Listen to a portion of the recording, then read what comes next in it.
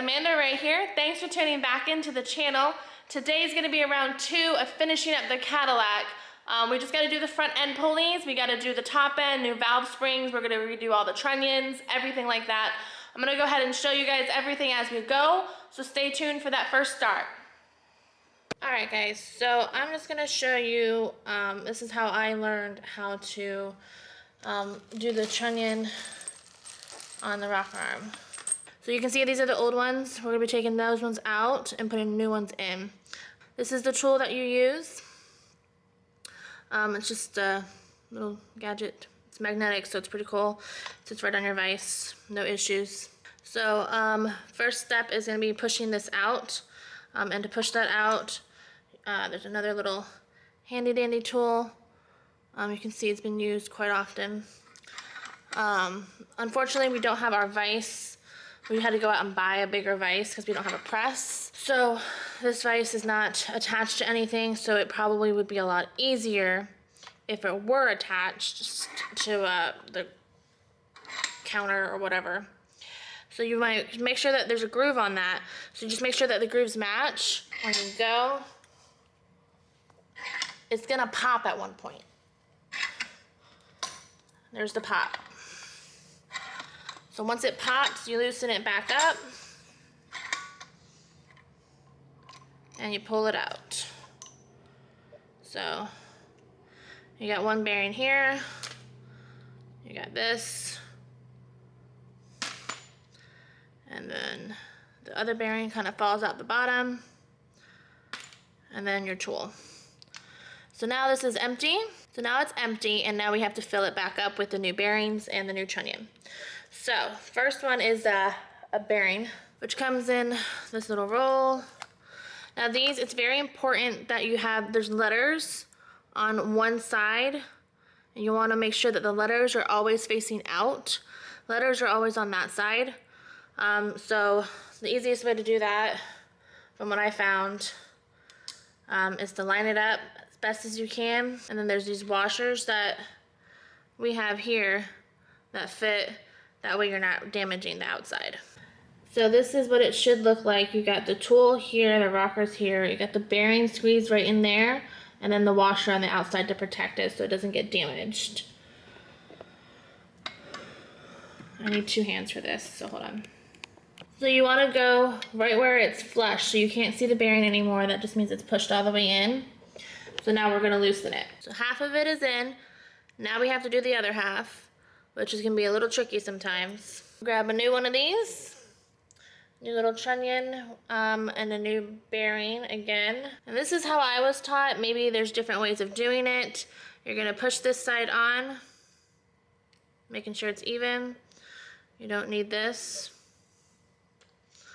So now this side's on, and you don't want to lose that. And you're basically going to push it through just a little bit to get it started. You can see it's kind of popping out right here. And now you put this entire thing back on the grip with the washer on it, just like that. I'll show you a close-up once I get it back on. Alright, so this is it back on. You can see the bearing, the washer, trunnion, and the rocker, and the tool. So now I'm going to squeeze them together and I'll show you the final result. So this is the final result. Washer fell off. Now it's in. Camera focus. Always make sure the letters are on the outside of the bearings.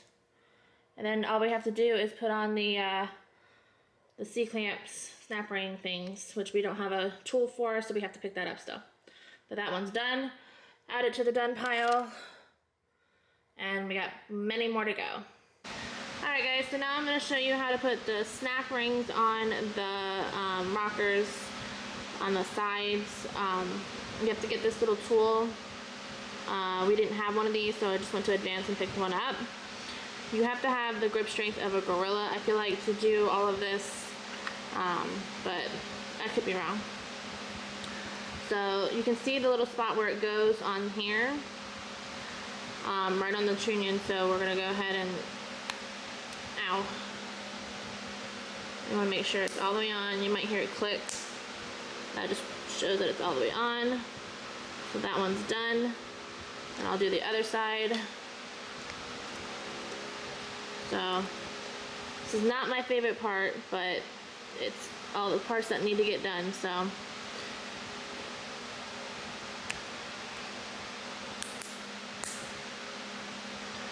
alright, so that side's on. Alright, another one done. Alrighty guys, so I'm gonna show you what we are doing now, which are the springs. It's a little difficult if you've never done it before. So you can see these two I already did, and I'm about to do these two. I'll show you quick steps through that. So on a scale of like 1 to 10, I would rate this like a 7, honestly, because we've never messed with the internals of a V8. It's very complex, in my opinion. So the first step, obviously, is to get like a leak down tester hose, and you're gonna put that into your spark plug, thread it in, and then you're gonna fill with about 100 PSI, and that keeps the valves up, so you don't have to mess with that.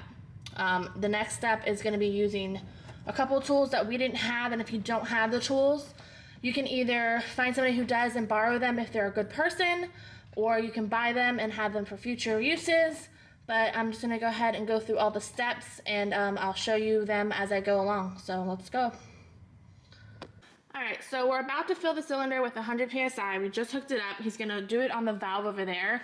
Sometimes it does move the pistons and you'll see it. You'll see the pulley move if he does it.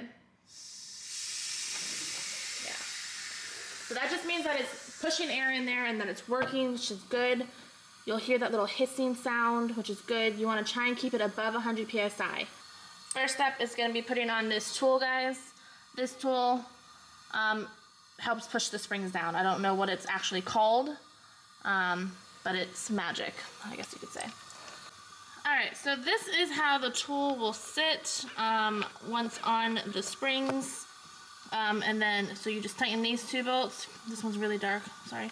And then this little doodad will go underneath here, right on here, just like that. And then you tighten this down so you can get the keepers out. So this is what it looks like on the end of my little magnet tool.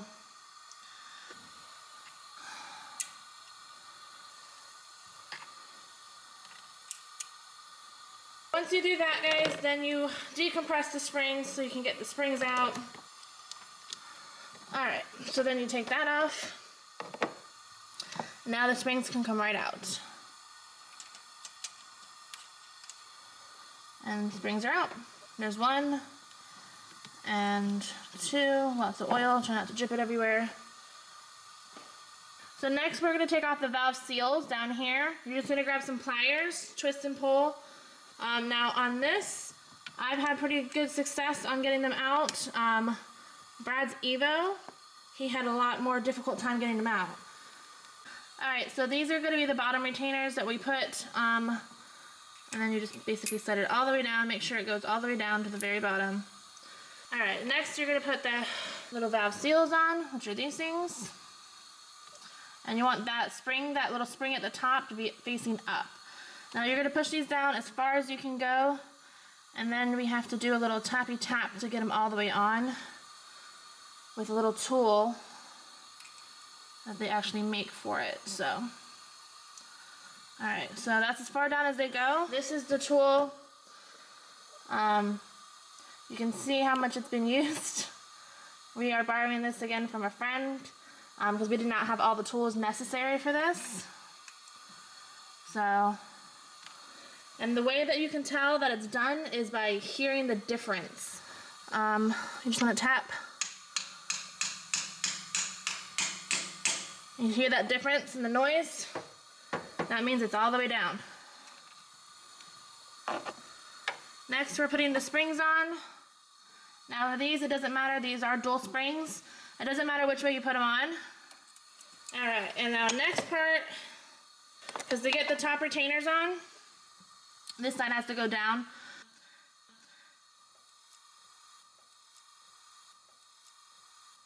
Alright guys, so now that that piece is on, we're going to compress the springs so we can put the keepers in. Alright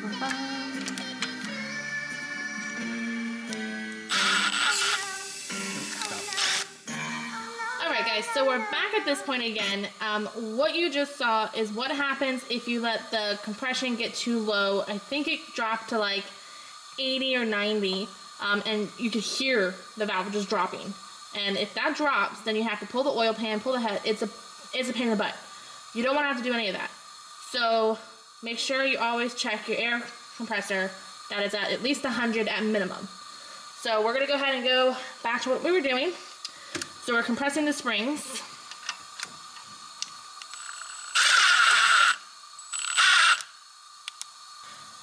So to put the keepers in, you're gonna use your little magnet tool. It's hard to see on here, but there's two edges on here, and it's tapered edge. So the thicker side you want up, and you want the thinner side to go down. So I'm gonna reverse it on my thing, so that way it's right. You can see that, you can kind of see how that side's a little bit thinner. And then when you put it in, you should be able to just go in, and then you use your finger, can't really see it, slide it off. So you got one side in, and now you do the other side in hopes that it works. Sometimes it's not as friendly. I'm trying not to get in the camera's way so you guys can see it. I don't want you. Alright, so then you get them both in, just like that. And that side's done. Now you don't want to mess with that side until you get the other side done. So we're going to do the other side, and then we'll decompress it and we'll show you the final result. So now we got 4 down, 4 to go. The only thing that we have to do next is take off the tool, and then the push rods are super easy.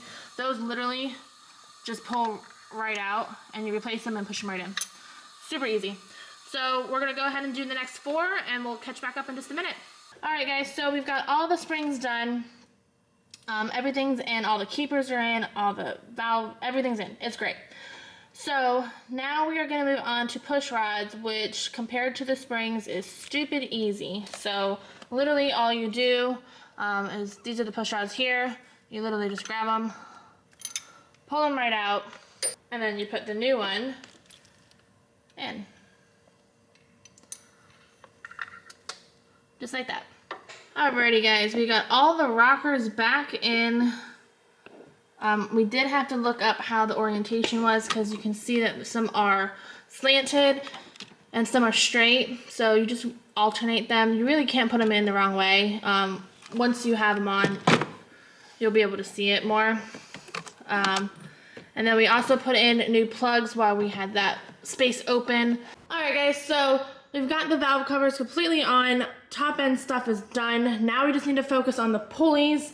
We still have to do all of the pulleys, the entire front end. We just had the harmonic balancer on right now, so we're gonna focus on the front end stuff now. Alright, so now this is torqued down to 18. Super excited about that. Everything is on. Now we are going to kind of like put everything back together, I guess. We have a lot of different hoses and lines that are disconnected because getting the radiator out and everything was a pain in the butt. So we're going to start putting everything back together now and hopefully do a first start. So we're going to get working, and we'll be back in just a few. Alright guys, so we are going to be putting in the new injectors as well. So these are the 1300 fuel injector development injectors that I got for the Caddy. These are the ones that came out of the Cadillac. We were told there are 1300 injectors, but Cal, my tuner, said they're only rated for 1,000. We can't get a number off of these to try and find. It looks like it's etched off on all of them. So we're not sure what these are. They were very dirty, so we're gonna get them flow tested and figure out what these are, get them cleaned. And if they're 1300s, great. Those are going right back into the Camaro. If they're 1000s, they're still gonna go into the Camaro because the Camaro only has the 700 Dietz Schwartz injectors that came with my Supercharger kit when I bought that online. So we're gonna go ahead and put the fuel rail back on the Cadillac, get everything buttoned up, and get fluids in it and do a first start for you guys. So let's go. Alrighty guys, so this is like the umpteenth day of doing the Cadillac, the BTR Stage 3 cam install, springs, all the good stuff. So we are about to do the very first start. We did turn the key in prime to make sure that nothing happened. So we're gonna go ahead and attempt the first start. I'm gonna let Brad go inside and do it so that way I can get an initial reaction. Hopefully nothing goes wrong. Hopefully nothing's leaking. Let's see how good we did. I'm gonna be honest with you guys. If something's leaking, I'll show you what it is. So I guess without further ado, let's go.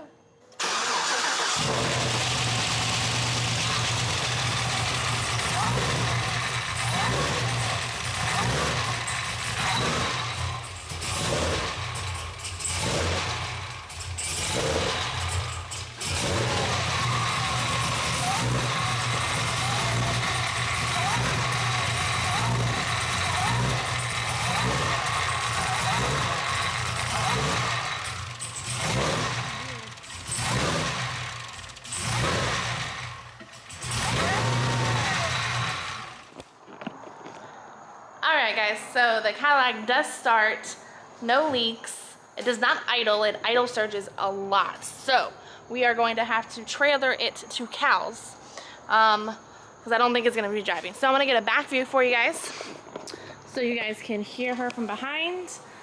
It's not much, honestly, because she doesn't idle, so it's a little iffy.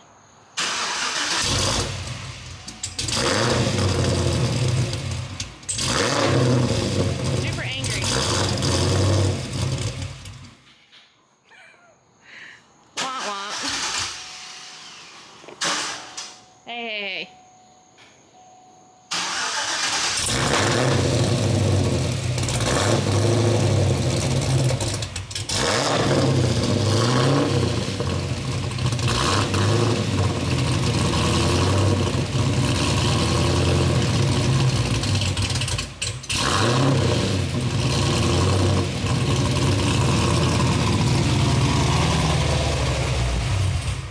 You can let it die. It's fine. It's very loud. It don't make it. Alright guys, there you have it. The Cadillac officially started for the first time with the VTR Stage 3 cam. I am so excited. It doesn't idle, obviously, like I said before, it just idle surges. So we're probably going to have to trailer this baby to Cal's. We're not entirely sure, unless Cal can send us like a tune for the N gauge. Maybe we can get that done. But until then, we are going to hope and pray that we can get this to Cal's so we can get it ready for FL2K. And I will see you guys next time.